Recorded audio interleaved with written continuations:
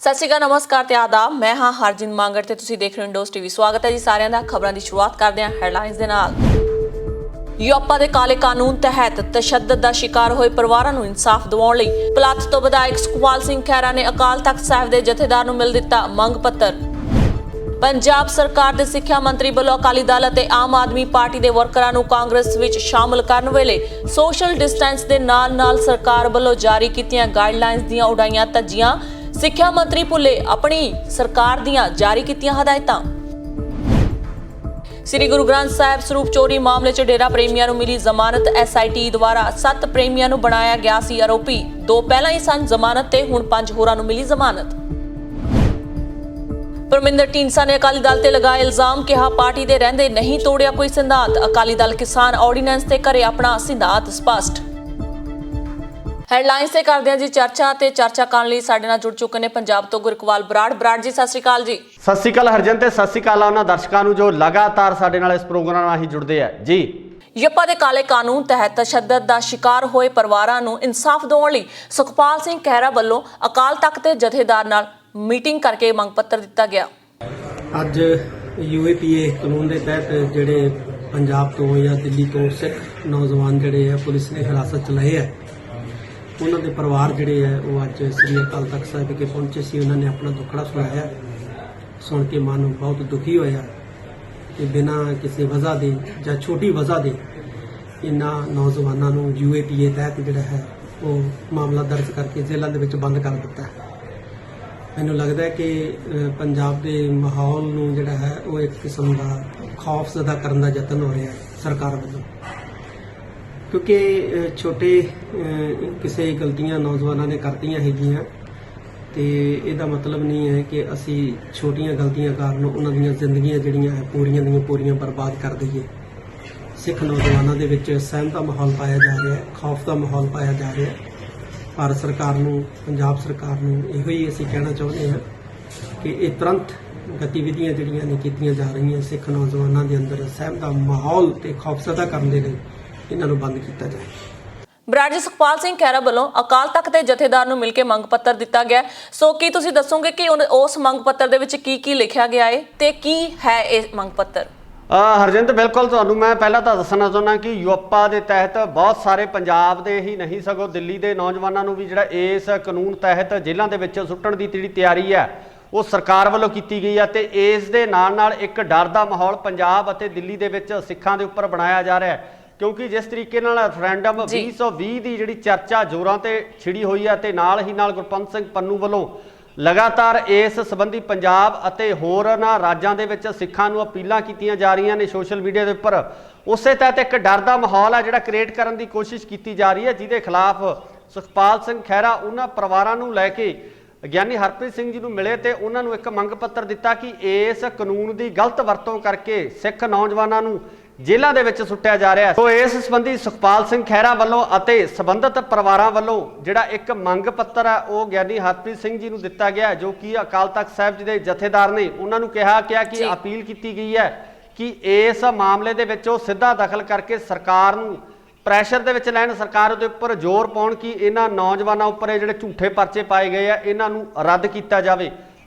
ਬਰਾੜ ਜੀ, ਪਿੱਛੇ ਜੇ ਇੱਕ ਖਬਰ ਨਸ਼ਰ ਕੀਤੀ ਸੀ ਕਿ ਇੱਕ ਨੌਜਵਾਨ ਲਵਪ੍ਰੀਤ ਸਿੰਘ ਵੱਲੋਂ ਗੁਰਦੁਆਰਾ ਅੰਬ ਸਾਹਿਬ ਵਿਖੇ, ਜੋ ਕਿ ਮੋਹਾਲੀ ਦੇ ਵਿੱਚ ਸਥਿਤ ਹੈ, ਉੱਥੇ ਉਸ ਨੌਜਵਾਨ ਵੱਲੋਂ ਆਤਮ ਹੱਤਿਆ ਕਰ ਲਈ ਗਈ ਸੀ, ਖੁਦਕੁਸ਼ੀ ਕਰ ਲਈ ਗਈ ਸੀ, ਜਿਸ ਦੇ ਵਿੱਚ ਦੱਸਿਆ ਜਾ ਰਿਹਾ ਸੀ ਕਿ ਉਸ ਨੂੰ NIA ਵੱਲੋਂ ਇੰਟਰੋਗੇਟ ਕੀਤਾ ਗਿਆ ਸੀ। ਸੋ ਇਹ ਜਿਹੜਾ ਮਾਮਲਾ ਹੈ ਸਾਰਾ ਬਹੁਤ ਹੀ ਉਲਝਿਆ ਹੋਇਆ ਲੱਗਦਾ ਕਿ ਇਹ ਸਾਰਾ ਮਾਮਲਾ ਜਿਹੜਾ ਹੈਗਾ ਇਹ ਇਹਨਾਂ ਚੀਜ਼ਾਂ ਦੇ ਨਾਲ ਰਿਲੇਟ ਕਰਦਾ ਹੈ। ਜੀ ਹਰਜਿੰਦ, ਬਿਲਕੁਲ ਇਸੇ ਕਰਕੇ ਹੀ ਇਹ ਜਿਹੜਾ ਸਾਰਾ ਮਸਲਾ ਹੈ ਸੁਖਪਾਲ ਸਿੰਘ ਖਹਿਰਾ ਵੱਲੋਂ ਚੁੱਕਿਆ ਜਾ ਰਿਹਾ ਤੇ ਇੱਥੇ ਇਹ ਵੀ ਜ਼ਿਕਰਯੋਗ ਹੈ ਕਿ ਹੋਰ ਕਿਸੇ ਵੀ ਪਾਰਟੀ ਦੇ ਵਿਧਾਇਕ ਜਾਂ MP ਵੱਲੋਂ ਇਸ ਮਸਲੇ ਦੇ ਉੱਪਰ ਜਿਹੜੀ ਖੁੱਲ੍ਹ ਕੇ ਗੱਲਬਾਤ ਨਹੀਂ ਕੀਤੀ ਜਾ ਰਹੀ ਹੈ। ਸੁਖਪਾਲ ਸਿੰਘ ਖਹਿਰਾ ਇਸ ਨੂੰ ਨਿੱਜੀ ਤੌਰ ਤੇ ਚੁੱਕ ਕੇ ਜਿਹੜਾ ਹੈਗਾ ਇਹਨਾਂ ਲੋਕਾਂ ਨੂੰ ਇਨਸਾਫ ਦਿਵਾਉਣ ਦੀ ਜਿਹੜੀ ਕੋਸ਼ਿਸ਼ ਕਰਦੇ ਨਜ਼ਰ ਆ ਰਹੇ ਨੇ, ਪਰ ਉਹ ਕਿੰਨੇ ਕੁ ਸਫਲ ਹੁੰਦੇ ਬਾਅਦ ਵਿੱਚ ਦੇਖਣ ਵਿੱਚ ਆਵੇਗਾ। ਪਰ ਅਸਲ ਗੱਲ ਇਹ ਹੈ ਕਿ ਜੋ ਕਿ ਦਲਿਤ ਭਾਈਚਾਰੇ ਦੇ ਲੋਕਾਂ ਨੂੰ ਇਸ ਕਾਨੂੰਨ ਦੇ ਤਹਿਤ ਨੌਜਵਾਨਾਂ ਨੂੰ ਫਸਾਇਆ ਜਾ ਰਿਹਾ, ਉਹਨਾਂ ਦੇ ਉੱਪਰ ਝੂਠੇ ਮੁਕੱਦਮੇ ਦਰਜ ਕੀਤੇ ਜਾ ਰਹੇ ਆ, ਉਸ ਸੰਬੰਧੀ ਗਿਆਨੀ ਹਰਪ੍ਰੀਤ ਸਿੰਘ ਜੀ ਨੂੰ ਅਪੀਲ ਕਰਕੇ ਉਹਨਾਂ ਵੱਲੋਂ ਕਿਹਾ ਗਿਆ ਕਿ ਸਿੱਧਾ ਦਖਲ ਦੇ ਕੇ ਸਰਕਾਰ ਦੇ ਉੱਪਰ ਪ੍ਰੈਸ਼ਰ ਬਣਾਇਆ ਜਾ ਸਕੇ। ਜੀ ਵਧਦੇ ਅਗਲੀ ਖਬਰ ਵੱਲ।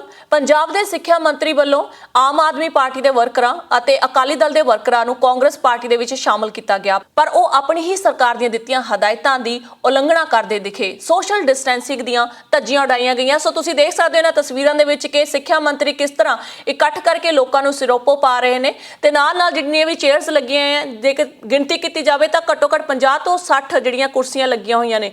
ਬਰਾੜ ਜੀ, ਸਰਕਾਰ ਵੱਲੋਂ ਕਿਹਾ ਜਾ ਰਿਹਾ ਹੈ ਕਿ ਜਿਹੜੇ 5 ਬੰਦਿਆਂ ਤੋਂ ਵੱਧ ਦਾ ਇਕੱਠ ਨਹੀਂ ਹੋਣਾ ਚਾਹੀਦਾ, ਪਰ ਇੱਥੇ ਤਾਂ ਸ਼ਰੇਆਮ ਸੋਸ਼ਲ ਡਿਸਟੈਂਸਿੰਗ ਦੀਆਂ ਤੇ ਸਰਕਾਰ ਵੱਲੋਂ ਦਿੱਤੀਆਂ ਹਦਾਇਤਾਂ ਦੀਆਂ ਧੱਜੀਆਂ ਉੱਡੀਆਂ ਨੇ। ਕੀ ਤੁਹਾਨੂੰ ਨਹੀਂ ਲੱਗਦਾ ਕਿ ਜੋ ਸਰਕਾਰ ਵੱਲੋਂ ਕਿਹਾ ਗਿਆ ਕਿ ਜਿਹੜਾ ਫਾਈਨ ਹੋਣਾ ਚਾਹੀਦਾ ਹੈ, ਸੋਸ਼ਲ ਡਿਸਟੈਂਸਿੰਗ ਦੀ ਜੋ ਉਲੰਘਣਾ ਕਰਦਾ ਉਹਨਾਂ ਨੂੰ ਫਾਈਨ ਹੋਣਾ ਚਾਹੀਦਾ, ਕਿ ਇਹਨਾਂ ਨੂੰ ਫਾਈਨ ਕੀਤਾ ਗਿਆ? ਹਰਜਿੰਦਰ, ਬਿਲਕੁਲ ਇਹ ਬਹੁਤ ਵੱਡੇ ਸਵਾਲ ਨੇ। ਵਿਜੇ ਇੰਦਰ ਸਿੰਗਲਾ ਜੋ ਕਿ ਖੁਦ ਸਰਕਾਰ ਦੇ ਵਿੱਚ ਸਿੱਖਿਆ ਮੰਤਰੀ ਨੇ, ਉਹਨਾਂ ਵੱਲੋਂ ਲਗਾਤਾਰ ਸੋਸ਼ਲ ਮੀਡੀਆ ਦੇ ਵਿੱਚ ਇਸ ਤਰ੍ਹਾਂ ਦੀਆਂ ਗੱਲਾਂ ਰੱਖੀਆਂ ਜਾਂਦੀਆਂ ਕਿ ਸਾਨੂੰ ਕਰੋਨਾ ਵਾਇਰਸ ਤੋਂ ਬਚਾਉਣ ਵਾਸਤੇ ਜਿਹੜੇ ਸਰਕਾਰ ਦੇ ਦਿਸ਼ਾ ਨਿਰਦੇਸ਼ ਜਾਰੀ ਕੀਤੇ ਨੇ ਉਹਨਾਂ ਦੀ ਪੂਰਨ ਤੌਰ ਤੇ ਪਾਲਣਾ ਕਰਨੀ ਚਾਹੀਦੀ ਹੈ। ਪਰ ਜਿਸ ਤਰੀਕੇ ਨਾਲ ਉਹਨਾਂ ਵੱਲੋਂ ਆਪਣੇ ਹੀ ਸੋਸ਼ਲ ਅਕਾਊਂਟ ਦੇ ਉੱਪਰ ਇਹ ਤਸਵੀਰਾਂ ਪਾਈਆਂ ਗਈਆਂ, ਇਹਦੇ ਵਿੱਚ ਸਿੱਧੇ ਤੌਰ ਤੇ ਸਪਸ਼ਟ ਰੂਪ ਦੇ ਵਿੱਚ ਨਜ਼ਰ ਆ ਰਿਹਾ ਹੈ ਕਿ ਵੱਡੀ ਗਿਣਤੀ ਦੇ ਵਿੱਚ ਲੋਕ ਹੈ ਜਿਹੜੇ ਇਸ ਇਕੱਠ ਦੇ ਵਿੱਚ ਸ਼ਾਮਲ ਹੋਏ ਆ। ਇੱਥੇ ਆ ਕੇ ਉਹਨਾਂ ਵੱਲੋਂ ਜਿਹੜਾ ਹੈਗਾ ਅਕਾਲੀ ਦਲ ਨੂੰ ਜਾਂ ਆਮ ਆਦਮੀ ਪਾਰਟੀ ਨੂੰ ਛੱਡ ਕੇ ਕਾਂਗਰਸ ਨੂੰ ਜੁਆਇਨ ਕੀਤਾ। ਸਾਨੂੰ ਇਸ ਤੇ ਕੋਈ ਇਤਰਾਜ਼ ਨਹੀਂ ਹੈ ਕਿ ਕੋਈ ਪਾਰਟੀ ਛੱਡ ਕੇ ਕਿਸ ਪਾਰਟੀ ਦੇ ਵਿੱਚ ਜਾ ਰਿਹਾ, ਪਰ ਇਤਰਾਜ਼ ਇਸ ਗੱਲ ਤੇ ਹੈ ਕਿ ਜਿਸ ਤਰੀਕੇ ਦੇ ਹਾਲਾਤ ਬਣੇ ਹੋਏ ਆ, ਜਿਸ ਤਰੀਕੇ ਨਾਲ ਸਰਕਾਰ ਵੱਲੋਂ ਲਗਾਤਾਰ ਹਦਾਇਤਾਂ ਜਾਰੀ ਕੀਤੀਆਂ ਜਾ ਰਹੀਆਂ ਨੇ, ਲਗਾਤਾਰ ਕਰੋਨਾ ਵਾਇਰਸ ਦੇ ਜਿਹੜੇ ਕੇਸ ਆ ਉਹਨਾਂ ਦੀ ਗਿਣਤੀ ਦੇ ਵਿੱਚ ਵਾਧਾ ਹੋ ਜਾ ਰਿਹਾ।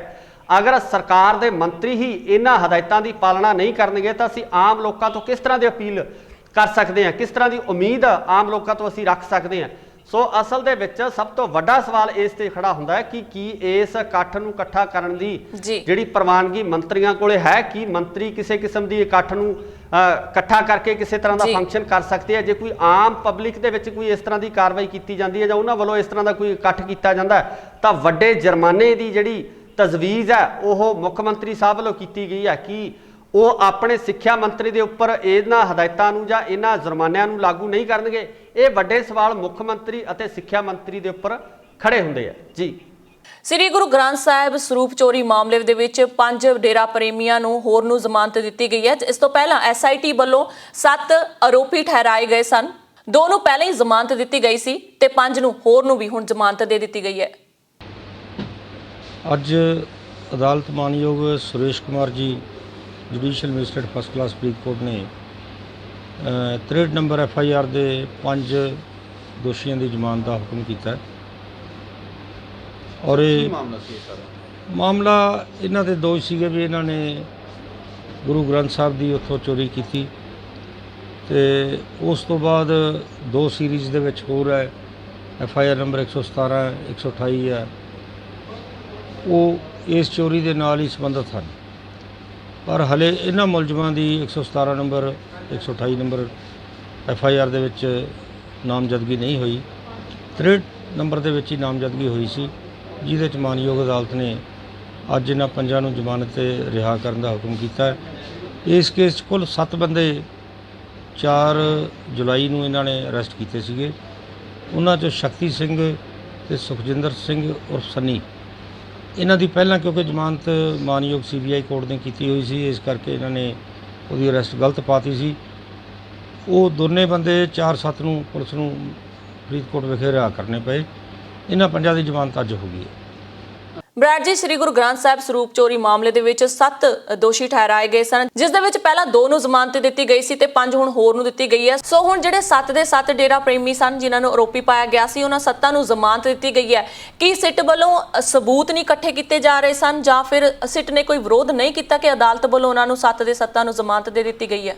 ਹਰਜਿੰਦਰ, ਬਿਲਕੁਲ ਇਹ ਅਦਾਲਤੀ ਪ੍ਰਕਿਰਿਆ ਦੇ ਵਿੱਚ ਜਿਸ ਤਰੀਕੇ ਨਾਲ ਅਦਾਲਤ ਸਬੂਤ ਅਤੇ ਦਲੀਲਾਂ ਦੇ ਆਧਾਰ ਦੇ ਉੱਪਰ ਫੈਸਲੇ ਕਰਦੀ ਹੈ, ਤਾਂ ਜਿਸ ਤਰੀਕੇ ਨਾਲ ਸਿੱਟ ਵੱਲੋਂ ਜੋ ਸਰਕਾਰੀ ਵਕੀਲ ਸਨ ਉਹਨਾਂ ਵੱਲੋਂ ਕਿਸ ਕਿਸਮ ਦੀਆਂ ਦਲੀਲਾਂ ਜਿਹੜੀਆਂ ਅਦਾਲਤ ਦੇ ਵਿੱਚ ਦਿੱਤੀਆਂ ਗਈਆਂ ਨੇ ਇਹ ਤਾਂ ਉਹੀ ਦੱਸ ਸਕਦੇ ਨੇ। ਪਰ ਇਸ ਸਮੇਂ ਜਿਹੜਾ ਹੈਗਾ 5 ਵਿਅਕਤੀਆਂ ਨੂੰ ਜੋ ਕਿ ਡੇਰੇ ਨਾਲ ਸੰਬੰਧਿਤ ਨੇ, ਜਿਨ੍ਹਾਂ ਨੂੰ ਸਿੱਟ ਵੱਲੋਂ ਇਸ ਚੀਜ਼ ਦਾ ਦੋਸ਼ੀ ਠਹਿਰਾਇਆ ਗਿਆ ਸੀ ਕਿ ਉਹਨਾਂ ਨੇ ਸ੍ਰੀ ਗੁਰੂ ਗ੍ਰੰਥ ਸਾਹਿਬ ਜੀ ਦੇ ਸਰੂਪ ਨੂੰ ਚੋਰੀ ਕੀਤਾ ਸੀ, ਤਾਂ ਉਹ ਜਿਹੜੇ ਜ਼ਮਾਨਤ ਆ ਉਹਨਾਂ ਨੂੰ ਮਿਲ ਗਈ ਹੈ। ਹੁਣ ਇੱਥੇ ਵਕੀਲ ਵੱਲੋਂ ਸਪਸ਼ਟ ਰੂਪ ਦੇ ਵਿੱਚ ਕਿਹਾ ਗਿਆ ਕਿ ਜੋ CBI ਵੱਲੋਂ ਜਾਂਚ ਕੀਤੀ ਗਈ ਸੀ ਉਸ CBI ਦੀ ਜਾਂਚ ਨੂੰ ਜਿਹੜਾ ਬੰਦ ਕਰ ਦਿੱਤਾ ਗਿਆ ਸੀ। ਬੰਦ ਕਰਨ ਤੋਂ ਬਾਅਦ ਹੁਣ ਦੁਬਾਰਾ ਜਿਹੜੀ ਹੈਗੀ ਆ ਸਿੱਟ ਵੱਲੋਂ ਜਾਂਚ ਕਰਕੇ ਇਹ ਸਾਰੀ ਕਾਰਵਾਈ ਕੀਤੀ ਗਈ ਹੈ। ਅਦਾਲਤ ਨੇ ਇਹਨਾਂ ਦਲੀਲਾਂ ਨੂੰ ਮੰਨਦਿਆਂ ਹੋਇਆਂ ਇਹਨਾਂ ਦੋਸ਼ੀਆਂ ਨੂੰ ਜਿਹੜੀ ਜ਼ਮਾਨਤ ਦੇ ਦਿੱਤੀ ਗਈ ਆ। ਕੇਸ ਅੱਗੇ ਇਸੇ ਤਰ੍ਹਾਂ ਹੀ ਚੱਲਦਾ ਰਹੇਗਾ। ਕੇਸ ਦੀ ਪ੍ਰਕਿਰਿਆ ਦੇ ਵਿੱਚ ਕਿਸ ਤਰੀਕੇ ਨਾਲ ਜਿਹੜੀ ਸਿੱਟ ਆ ਉਹ ਸਬੂਤ ਪੇਸ਼ ਕਰਦੀ ਹੈ, ਕਿਸ ਤਰੀਕੇ ਨਾਲ ਦਲੀਲਾਂ ਉਹਨਾਂ ਦੇ ਵਕੀਲ ਵੱਲੋਂ ਦਿੱਤੀਆਂ ਜਾਂਦੀਆਂ, ਇਹ ਆਉਣ ਵਾਲਾ ਸਮਾਂ ਦੱਸੇਗਾ ਜੀ। ਰੁਕ ਕਰਦੇ ਅਗਲੀ ਖਬਰ ਦਾ। ਪਰਮਿੰਦਰ ਢੀਂਡਸਾ ਨੇ ਅਕਾਲੀ ਦਲ ਦੇ ਉੱਤੇ ਇਲਜ਼ਾਮ ਲਗਾਏ ਨੇ ਕਿ ਪਾਰਟੀ ਦੇ ਵਿੱਚ ਰਹਿੰਦੇ ਹੋਏ ਉਹਨਾਂ ਨੇ ਕੋਈ ਵੀ ਸਿਧਾਂਤ ਦੀ ਉਲੰਘਣਾ ਨਹੀਂ ਕੀਤੀ ਹੈ। ਉਹਨਾਂ ਕਿਹਾ ਹੈ ਕਿ ਅਕਾਲੀ ਦਲ ਕਿਸਾਨ ਆਰਡੀਨੈਂਸ ਤੇ ਆਪਣਾ ਸਿਧਾਂਤ ਸਪਸ਼ਟ ਕਰੇ। ਦੇਖੋ, ਗੱਲ ਇਹ ਹੈ, ਅਸੀਂ ਅੱਜ ਵੀ ਸ਼੍ਰੋਮਣੀ ਅਕਾਲੀ ਦਲ ਦੀ ਗੱਲ ਕਰਦੇ ਹਾਂ। ਸ਼੍ਰੋਮਣੀ ਅਕਾਲੀ ਦਲ ਨੂੰ ਤਗੜਾ ਕਰਨ ਲਈ ਤੁਰੇ ਹੋਏ ਹਾਂ, ਕਿਉਂਕਿ ਅਸੀਂ ਸਿਧਾਂਤਾਂ ਨਾਲ ਜੁੜੇ ਹੋਏ ਹਾਂ। ਪੰਜਾਬ ਦੇ ਲੋਕ ਵੀ ਸ਼੍ਰੋਮਣੀ ਅਕਾਲੀ ਦਲ ਨਾਲ ਪਾਰਟੀ ਦੀ ਵਿਚਾਰਧਾਰਾ ਕਰਕੇ ਸਿਧਾਂਤਾਂ ਤੱਕ ਜੁੜੇ ਸੀ, ਤੇ ਜੇ ਅੱਜ ਪਾਰਟੀ ਦੀ ਲੀਡਰਸ਼ਿਪ ਨੇ ਸਿਧਾਂਤਾਂ ਤੋਂ ਪਿੱਛੇ ਹਟ ਗਈ ਹੈ ਜਾਂ ਨਿਜਵਾਦ ਨੂੰ ਮੂਹਰੇ ਰੱਖ ਲਿਆ, ਤਾਂ ਫਿਰ ਸੁਭਾਵਿਕ ਹੈ ਵੀ ਅਸੀਂ ਜਿਹੜੀ ਹੈ ਪਾਰਟੀ ਦੀ ਉਸ ਸੋਚ ਦੀ ਵਿਚਾਰਧਾਰਾ ਦੀ ਗੱਲ ਕਰਨੀ ਹੈ, ਤੇ ਉਸ ਕਰਕੇ ਹੀ ਸਾਨੂੰ ਜਿਹੜਾ ਉਹਨਾਂ ਨੇ ਪਾਰਟੀ ਦੇ ਵਿੱਚੋਂ ਸਾਡੇ ਖਿਲਾਫ ਕਾਰਵਾਈ ਕੀਤੀ। ਤੇ ਨਾ ਜਾਣੇ ਜੇ ਤਾਂ ਅਸੀਂ ਕੋਈ ਪਾਰਟੀ ਦੇ ਵਿੱਚ ਰਹਿ ਕੇ ਕੋਈ ਗਲਤ ਕੰਮ ਕੀਤਾ ਹੋਵੇ, ਫਿਰ ਤਾਂ ਚਲੋ ਸਾਨੂੰ ਕੋਈ ਕਹਿ ਸਕਦਾ ਵੀ ਤੁਸੀਂ ਪਾਰਟੀ 'ਚ ਰਹਿ ਕੇ ਆਹ ਗਲਤ ਕੰਮ ਕੀਤੇ। ਅਸੀਂ ਤਾਂ ਹਮੇਸ਼ਾ ਪਾਰਟੀ ਦੇ ਸਿਧਾਂਤਾਂ ਤੇ ਪਹਿਰਾ ਦਿੱਤਾ ਹੈ, ਤੇ ਹੁਣ ਵੀ ਸਾਡੀ ਇੱਛਾ ਹੀ ਹੈ ਵੀ ਸ਼੍ਰੋਮਣੀ ਅਕਾਲੀ ਦਲ ਜਿਹੜੀ ਉਹ ਸੋਚ ਸੀ ਉਹਨੂੰ ਦੁਬਾਰੇ ਅਸੀਂ ਸੁਰਜੀਤ ਕਰੀਏ, ਉਸ ਨੂੰ ਤਗੜਾ ਕਰੀਏ। ਦੇਖੋ, ਅਕਾਲੀ ਦਲ ਕਿਸੇ ਵੀ ਗੱਲ ਤੇ ਸਟੈਂਡ ਸਪਸ਼ਟ ਨਹੀਂ। ਢੀਂਡਸਾ ਸਾਹਿਬ ਨੇ ਆਹੀ ਕੱਲ ਮੋਦੀ ਜੀ ਨੂੰ ਚਿੱਠੀ ਲਿਖੀ ਹੈ, ਉਹਦੇ ਵਿੱਚ ਵਿਸਥਾਰ ਦੇ ਵਿੱਚ ਸਾਰੀ ਜਿਹੜੀ ਕਿਸਾਨਾਂ ਦੇ ਜਿਹੜੇ ਆਰਡੀਨੈਂਸ ਹੈ ਉਹਨਾਂ ਬਾਰੇ ਉਹਨਾਂ ਨੇ ਲਿਖਿਆ ਵੀ ਇਹ ਜਿਹੜੇ ਆਰਡੀਨੈਂਸ ਕਿਸ ਤਰੀਕੇ ਨਾਲ ਨੁਕਸਾਨਦੇਹ ਨੇ ਤੇ ਇਹਨਾਂ ਨੂੰ ਵਾਪਸ ਕਰਿਆ ਜਾਵੇ। ਮਰਾਜ ਜੀ, ਕਿਸਾਨਾਂ ਵੱਲੋਂ ਕਿਸਾਨ ਆਰਡੀਨੈਂਸ ਨੂੰ ਲੈ ਕੇ ਕਈ ਦਿਨਾਂ ਤੋਂ ਮੁਹਿੰਮ ਜਿਹੜੀ ਹੈਗੀ ਚਲਾਈ ਜਾ ਰਹੀ ਹੈ। ਟਰੈਕਟਰਸ ਦੇ ਉੱਤੇ ਕਿਸਾਨਾਂ ਵੱਲੋਂ ਰੋਡਸ ਦੇ ਉੱਤੇ ਆਇਆ ਜਾ ਰਿਹਾ, ਤੇ ਅਕਾਲੀ ਤੇ ਭਾਜਪਾ ਦੀਆਂ ਜਿਹੜੀਆਂ ਕੋਠੀਆਂ ਨੇ ਉਹਨਾਂ ਦਾ ਵੀ ਘਿਰਾਓ ਕੀਤਾ ਜਾ ਰਿਹਾ। ਹੁਣ ਇਹ ਪਰਮਿੰਦਰ ਢੀਂਡਸਾ ਵੱਲੋਂ ਕਿਹਾ ਜਾ ਰਿਹਾ ਹੈ ਕਿ ਅਕਾਲੀ ਦਲ ਜਿਹੜਾ ਹੈਗਾ ਉਹ ਕਿਸਾਨ ਆਰਡੀਨੈਂਸ ਤੇ ਆਪਣਾ ਸਿਧਾਂਤ ਸਪਸ਼ਟ ਕਰੇ। ਜੀ ਹਰਜਿੰਦ, ਬਿਲਕੁਲ ਪਰਮਿੰਦਰ ਢੀਂਡਸਾ ਦੇ ਪਿਤਾ ਸੁਖਦੇਵ ਸਿੰਘ ਢੀਂਡਸਾ ਵੱਲੋਂ ਜਿਹੜੀ ਇੱਕ ਨਵੀਂ ਪਾਰਟੀ ਦਾ ਐਲਾਨ ਕਰ ਦਿੱਤਾ ਗਿਆ। ਅਕਾਲੀ ਦਲ ਜਿਹੜਾ ਉਹਨਾਂ ਵੱਲੋਂ ਆਪਣੀ ਪਾਰਟੀ ਦਾ ਜਿਹੜਾ ਨਾਮ ਰੱਖਿਆ ਗਿਆ। ਸੋ ਇੱਥੇ ਪਰਮਿੰਦਰ ਢੀਂਡਸਾ ਵੱਲੋਂ ਜਿਸ ਤਰੀਕੇ ਨਾਲ ਕਿਹਾ ਜਾ ਰਿਹਾ ਕਿ ਉਹਨਾਂ ਵੱਲੋਂ ਕਿਸੇ ਕਿਸਮ ਦਾ ਜਿਹੜਾ ਸਿਧਾਂਤ ਹੈ ਅਕਾਲੀ ਦਲ ਦਾ ਨਹੀਂ ਤੋੜਿਆ ਗਿਆ, ਤੇ ਉਹ ਪਾਰਟੀ ਦੇ ਵਿੱਚ ਰਹਿਣ ਵਾਲੇ ਸਮੇਂ ਦੇ ਦੌਰਾਨ ਉਹਨਾਂ ਨੇ ਪੂਰੀ ਤਰ੍ਹਾਂ ਨਾਲ ਅਕਾਲੀ ਦਲ ਦੇ ਸਿਧਾਂਤਾਂ ਦੀ ਜਿਹੜੀ ਹੈਗੀ ਹੈ ਉਹ ਪੂਰੀ ਮਰਿਆਦਾ ਨਿਭਾਈ ਹੈ। ਸੋ ਇਸ ਸਮੇਂ ਉਹਨਾਂ ਵੱਲੋਂ ਅਕਾਲੀ ਦਲ ਦੇ ਉੱਪਰ ਦੋਸ਼ ਵੀ ਲਗਾਏ ਗਏ ਨੇ। ਉਹਨਾਂ ਵੱਲੋਂ ਕਿਹਾ ਗਿਆ ਹੈ ਕਿ ਅਕਾਲੀ ਦਲ ਜੋ ਆਰਡੀਨੈਂਸ ਸੰਬੰਧੀ ਜੋ ਉਹਨਾਂ ਦੀ ਨੀਤੀ ਹੈ, ਜੋ ਉਹਨਾਂ ਦਾ ਸਿਧਾਂਤ ਆ, ਉਸ ਨੂੰ ਜ਼ਰੂਰ ਸਪਸ਼ਟ ਕਰੇ, ਕਿਉਂਕਿ ਉਹ ਵਾਰ-ਵਾਰ ਇਹ ਕਹਿੰਦੇ ਤਾਂ ਨਜ਼ਰ ਆ ਰਹੇ ਨੇ ਕਿ ਉਹ ਕਿਸਾਨਾਂ ਦੇ ਨਾਲ ਨੇ, ਅਕਾਲੀ ਦਲ ਕਿਸਾਨਾਂ ਦੇ ਨਾਲ ਖੜੇਗਾ ਜਾਂ ਨਾਲ ਖੜਿਆ ਹੋਇਆ, ਪਰ ਉਹ ਇਸ ਮੁਹਿੰਮ ਦੇ ਵਿੱਚ ਕਿਸਾਨਾਂ ਦਾ ਸਾਥ ਆ ਜਿਹੜਾ ਉਹ ਨਹੀਂ ਦੇ ਰਹੇ। ਇਸ ਸੰਬੰਧੀ ਪਰਮਿੰਦਰ ਢੀਂਡਸਾ ਵੱਲੋਂ ਵੱਡੇ ਇਲਜ਼ਾਮ ਆ ਜਿਹੜੇ ਸੁਖਬੀਰ ਬਾਦਲ ਉੱਪਰ ਦਾਇਰ ਕੀਤੇ ਗਏ ਨੇ, ਉਹਨਾਂ ਵੱਲੋਂ ਖੜੇ ਕੀਤੇ ਗਏ ਨੇ। ਉਹਨਾਂ ਵੱਲੋਂ ਕਿਹਾ ਗਿਆ ਕਿ ਉਹ ਜਾਂ ਤਾਂ ਕਿਸਾਨਾਂ ਨਾਲ ਖੜਨ ਜਾਂ ਸਰਕਾਰ ਨਾਲ ਖੜ ਜਾਣ। ਸੋ ਇਸ ਸੰਬੰਧੀ ਜਿਹੜਾ ਹੈਗਾ ਹੁਣ ਅਕਾਲੀ ਦਲ ਵੱਲੋਂ ਕਿਸ ਤਰ੍ਹਾਂ ਦਾ ਜਵਾਬ ਦਿੱਤਾ ਜਾਂਦਾ ਇਹ ਉਹੀ ਦੱਸ ਸਕਦੇ ਨੇ। ਸੋ ਇੱਥੇ ਇੱਕ ਉਹਨਾਂ ਵੱਲੋਂ ਹੋਰ ਵੀ ਕਿਹਾ ਗਿਆ ਕਿ ਉਹ ਜੋ ਗੁਰੂ ਗ੍ਰੰਥ ਸਾਹਿਬ ਦੀ ਬੇਅਦਬੀ ਮਾਮਲੇ ਦੇ ਵਿੱਚ ਉਹਨਾਂ ਵੱਲੋਂ ਜਿਹੜਾ 1 ਅਗਸਤ ਨੂੰ ਜਿਹੜੇ ਅਖੰਡ ਪਾਠ ਸਾਹਿਬ ਦੇ ਪਾਠ ਹੈ ਜਿਹੜੇ ਉਹਦੇ ਭੋਗ ਵੀ ਪਾਏ ਜਾਣਗੇ ਜੀ। ਸਮੂਹ ਪੰਜਾਬੀ ਭਾਈਚਾਰੇ ਲਈ ਸੋਗ ਦੀ ਖਬਰ। ਕੈਨੇਡਾ ਦੇ ਵਿੱਚ ਸਰੀ ਦੇ ਕੋਲ ਕਲਟਸ ਝੀਲ ਦੇ ਵਿੱਚ ਡੁੱਬਣ ਕਾਰਨ ਇੱਕ ਪੰਜਾਬੀ ਨੌਜਵਾਨ ਦੀ ਮੌਤ ਹੋ ਗਈ ਹੈ। ਨੌਜਵਾਨ ਗੁਰਦਾਸਪੁਰ ਦੇ ਚੱਕ ਸ਼ਰੀਫ ਦੇ ਨਾਲ ਸੰਬੰਧਿਤ ਸੀ। ਇਲਾਕੇ ਦੇ ਵਿੱਚ ਸ਼ੋਕ ਦੀ ਲਹਿਰ ਹੈ। ਮੇਰਾ ਬੇਟਾ ਮਨਪ੍ਰੀਤ ਸਿੰਘ ਲੱਕੀ ਜੋ ਕਿ 3 ਸਾਲ ਪਹਿਲਾਂ ਕੈਨੇਡਾ ਸਰੀ ਸ਼ਹਿਰ 'ਚ ਗਿਆ ਸੀ, ਵਰਕ ਪਰਮਿਟ 3 ਸਾਲ ਦਾ ਮਿਲਿਆ ਸੀ। ਸ਼ਹਿਰ ਬਦਲਣ ਦੇ ਬਾਅਦ ਕਹਿੰਦਾ 2 ਦਿਨ ਮੈਂ ਫਰੀ ਹਾਂ ਤੇ ਮੈਂ 2 ਦਿਨ ਘੁੰਮਣਾ, ਤੇ ਉਸ ਤੋਂ ਬਾਅਦ ਅਸੀਂ ਸਿਟੀ ਚੇਂਜ ਕਰਨਾ। ਤੇ ਉਹ ਘੁੰਮਣ ਦੇ ਬਹਾਨੇ ਗਏ ਉੱਧਰ ਬ੍ਰਿਜ ਤੇ ਨਹਾਉਣ ਗਏ, ਉੱਥੇ ਹੀ ਉਹ ਛੱਲਾਂ ਦੇ ਨਾਲ ਬਹਿ ਗਿਆ। 2 ਬੰਦਿਆਂ ਨੂੰ ਫੜ ਲਿਆ ਗਿਆ, ਇਹ ਅੰਦਰ ਚਲਾ ਗਿਆ। ਸਿੰਘ ਮੇਰੀ ਭੂਆ ਜੀ ਦਾ ਬੇਟਾ ਸੀ, ਉਹਨੂੰ 3 ਸਾਲ ਹੋ ਗਏ ਸੀ ਗਏ ਸੀ, ਸਟੱਡੀ ਵੀਜ਼ੇ ਤੇ ਗਿਆ ਸੀ। ਉਹ ਉੱਥੇ ਮੇਰੇ ਭਰਾ ਕੋਲ ਰਹਿੰਦਾ ਸੀ। ਕੱਲ ਸਾਨੂੰ 9:30 ਵਜੇ ਫੋਨ ਆਇਆ ਕਿ ਇੱਦਾਂ ਲੇਕ ਤੇ ਗਿਆ ਸੀ, ਬੀਚ ਤੇ ਗਿਆ ਸੀ ਨਹਾਉਣ, ਤੇ ਉਸ ਤੋਂ ਬਾਅਦ ਉਹਦਾ ਪਤਾ ਨਹੀਂ ਲੱਗਾ। ਸਟੱਡੀ ਵੀਜ਼ੇ ਤੇ ਗਿਆ ਸੀ, 3 ਸਾਲ ਹੋ ਗਏ ਸੀ ਉਹਨੂੰ ਗਿਆ ਨੂੰ, ਤੇ 10 ਮੁੰਡੇ ਗਏ ਸੀ। 10 ਦੇ ਵਿੱਚੋਂ 3 ਡੁੱਬੇ ਸੀ, ਤੇ 3 ਵਿੱਚੋਂ 2 ਲੱਭ ਗਏ, ਤੇ ਇਹਦਾ ਕੁਝ ਪਤਾ ਨਹੀਂ ਲੱਗਾ। ਡੈੱਡ ਬੋਡੀ ਕਾਫੀ ਦੇਰ ਬਾਅਦ ਲੱਭੀ ਇਹਦੀ। ਬਰਾੜ ਜੀ ਕੋਈ ਨਵੀਂ ਘਟਨਾ ਨਹੀਂ ਹੈ, ਪਹਿਲਾਂ ਵੀ ਬਹੁਤ ਸਾਰੀਆਂ ਘਟਨਾਵਾਂ ਆਈਆਂ ਨੇ ਨੌਜਵਾਨਾਂ ਦੀਆਂ ਸਮੁੰਦਰ ਦੇ ਵਿੱਚ ਜਾਂ ਝੀਲ ਦੇ ਵਿੱਚ ਡੁੱਬਣ ਦੀਆਂ। ਸੋ ਇਹ ਜਿਹੜੇ ਨੌਜਵਾਨ ਹੈ ਇਹਨਾਂ ਨੂੰ ਬਿਲਕੁਲ ਹੀ ਇਤਿਹਾਤ ਰੱਖਣਾ ਚਾਹੀਦਾ। ਜੇਕਰ ਉਹ ਨਜ਼ਾਰਾ ਲੈਣ ਜਾਂਦੇ ਨੇ ਝੀਲ ਦਾ ਤਾਂ ਆਪਣਾ ਬਚਾਅ ਜਿਹੜਾ ਹੈਗਾ ਉਹਨਾਂ ਨੂੰ ਜ਼ਰੂਰ ਕਰਨਾ ਚਾਹੀਦਾ, ਕਿਉਂਕਿ ਇਹ ਜਿਹੜੀਆਂ ਝੀਲ ਹੈਗੀਆਂ ਇਹਨਾਂ ਦੇ ਪਹਿਲਾਂ ਹੀ ਲਿਖ ਕੇ ਲਗਾਇਆ ਹੁੰਦਾ ਕਿ ਕਿੰਨੀ ਕੁ ਦੂਰੀ ਤੱਕ ਤੁਸੀਂ ਜਾ ਸਕਦੇ ਹੋ ਤੇ ਝੀਲ ਦੇ ਕਿਨਾਰੇ ਦੇ ਉੱਤੇ ਖੜ ਸਕਦੇ ਹੋ ਜਾਂ ਕਿੱਧਰ ਨੂੰ ਤੁਸੀਂ ਕਿਹੜਾ ਵਹਾਅ ਹੈ ਕਿੱਧਰ ਨੂੰ ਤੁਹਾਨੂੰ ਲੈ ਕੇ ਜਾਵੇਗਾ। ਸੋ ਨੌਜਵਾਨਾਂ ਨੂੰ ਇਹ ਪਹਿਲਾਂ ਪੜ੍ਹਨ ਦੀ ਲੋੜ ਹੈ, ਫਿਰ ਹੀ ਉਸ ਝੀਲ ਦਾ ਜਾਂ ਕਿਤੇ ਵੀ ਜਾ ਕੇ ਤੁਸੀਂ ਆਨੰਦ ਮਾਣ ਸਕਦੇ ਹੋ। ਜਾਨ ਦੇ ਉੱਤੇ ਕੋਈ ਵੀ ਕੀਮਤੀ ਚੀਜ਼ ਨਹੀਂ ਹੈ ਜੀ।